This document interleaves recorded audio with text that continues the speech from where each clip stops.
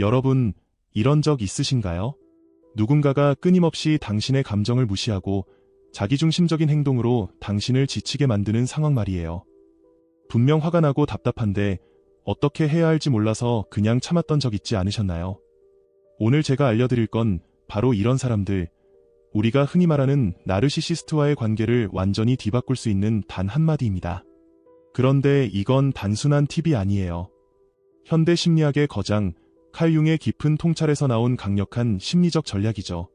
이 영상 끝까지 보시면 나르시시스트들이 더는 당신을 괴롭히거나 조종하지 못하도록 만드는 그 한마디를 알게 될 겁니다. 그리고 그보다 더 중요한 건 이 말을 진정한 무기로 만들 수 있는 마음가짐까지 배우게 되실 거예요. 자, 준비되셨나요? 이제부터 나르시시스트와의 관계에서 진짜 자유를 찾을 수 있는 심리학의 비밀을 하나씩 풀어드리겠습니다. 여러분, 우리가 흔히 빠지는 실수부터 이야기해 볼게요. 이런 적 있으신가요? 누군가가 당신의 말을 끊고 감정을 무시하며 마치 당신의 생각과 감정이 아무런 가치도 없다는 듯 행동했던 순간들 말이에요. 그럴 때 우리는 보통 어떻게 반응하죠? 대부분은 화를 참지 못하고 감정을 폭발시키거나 아니면 아예 침묵 속으로 사라져버립니다.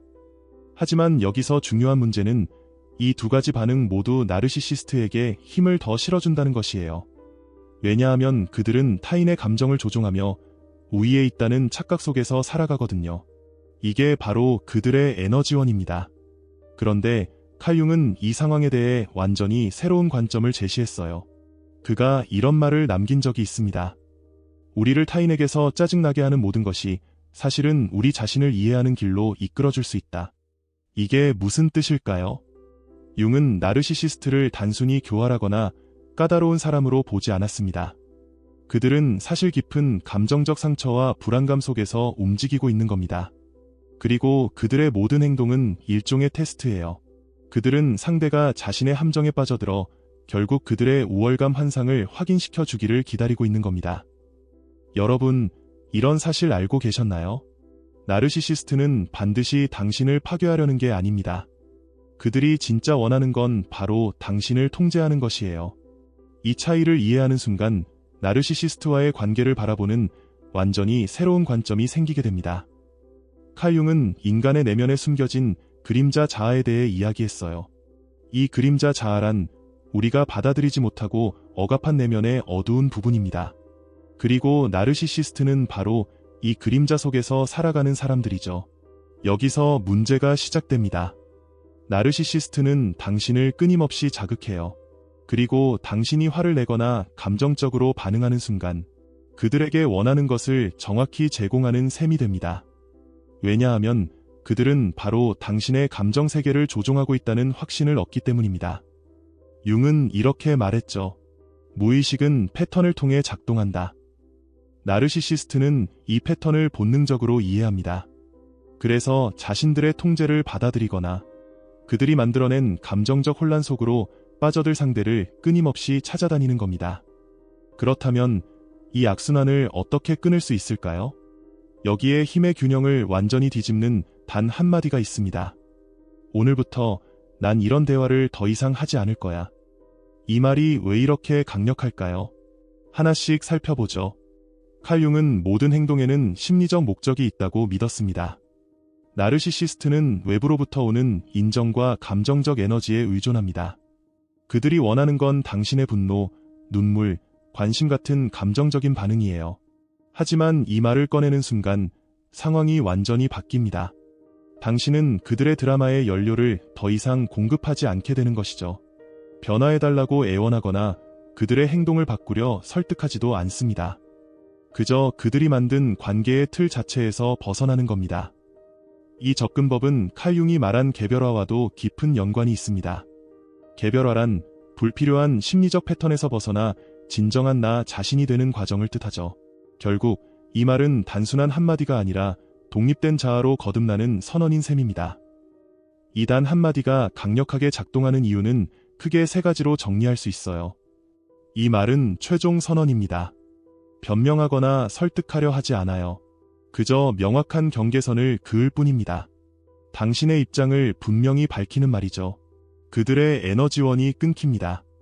나르시시스트는 당신의 감정적 반응을 통해 힘을 얻습니다. 그런데 이 말은 그들에게 아무것도 줄 수 없게 만듭니다. 심리적 주도권을 되찾습니다. 그들의 행동과 상관없이 당신은 자신의 감정 상태에 대한 완전한 책임을 지는 겁니다. 이로써 관계의 흐름을 다시 당신의 것으로 돌려놓게 되죠. 하지만 여기에는 중요한 조건이 하나 있어요. 단순히 말만 한다고 효과가 나타나는 건 아닙니다. 칼 융은 이렇게 말했죠. 무의식은 말이 아닌 에너지로 소통한다. 무슨 뜻일까요? 만약 이 말을 하면서도 속으로 두려움, 분노, 불안을 느낀다면 나르시시스트는 이를 본능적으로 감지합니다. 그리고 그 결과 기존의 패턴이 반복될 가능성이 높아져요. 결국 중요한 건 강요된 자신감이 아닙니다. 진정으로 완료된 상태에 도달하는 것이 핵심이에요. 이 말은 단순한 문장이 아니라 더 이상 나를 해치는 대화에 감정적 에너지를 투자하지 않겠다는 내적 결단이 담긴 선언이어야 합니다. 이제부터 벌어질 상황을 말씀드릴게요.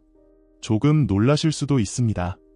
대부분의 경우 나르시시스트는 당황하거나 불안해하기 시작합니다.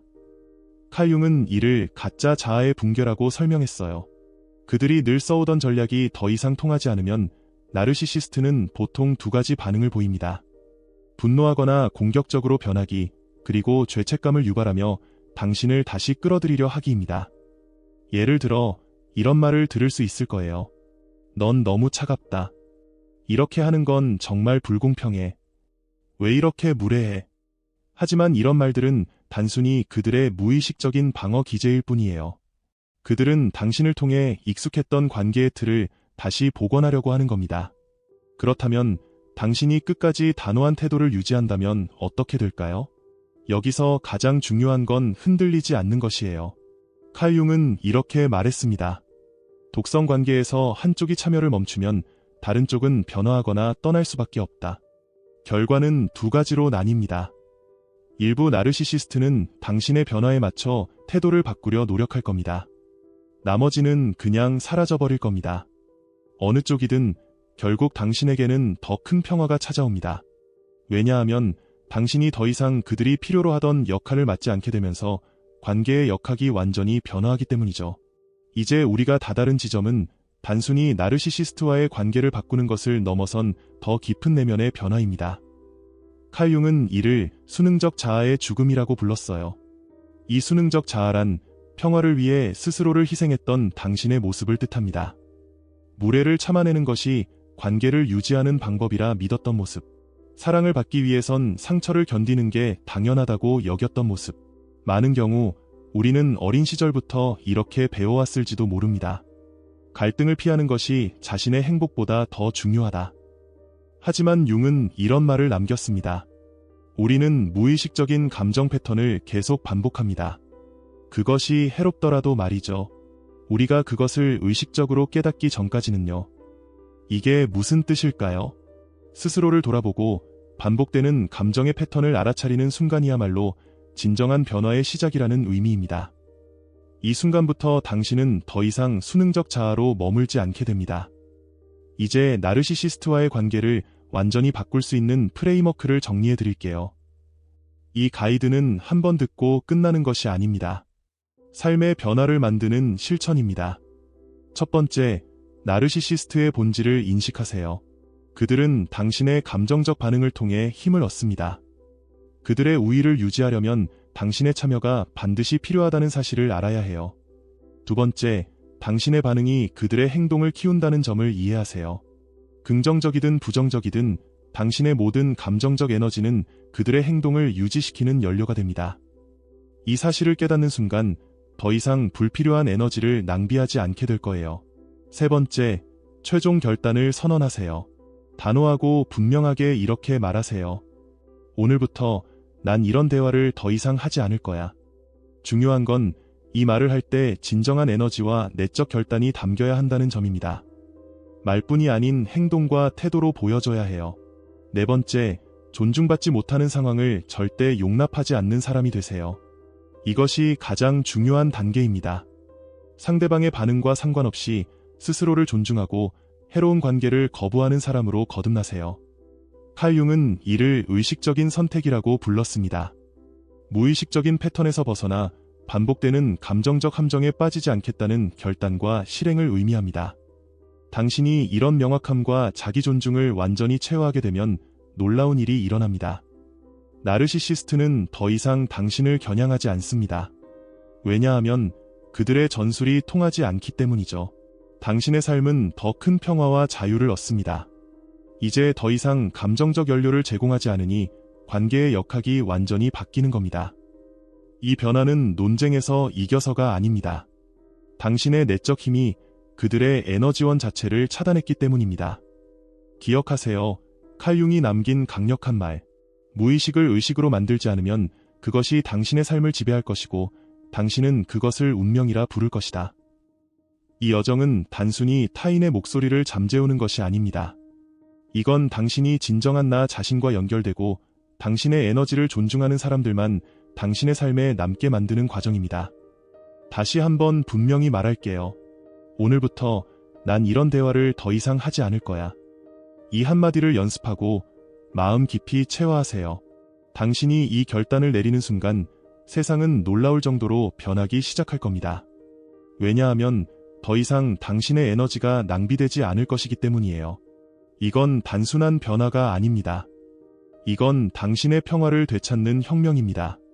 그리고 그 힘은 이미 당신 안에 있습니다. 마지막으로 부탁드릴게요. 오늘 이 메시지가 당신의 마음에 울림을 주었다면 좋아요와 구독, 그리고 이 영상이 꼭 필요할 것 같은 누군가와 공유해주세요. 당신은 당신의 평화를 누릴 자격이 충분히 있습니다. 그리고 그 평화는 지금 여기서부터 시작됩니다.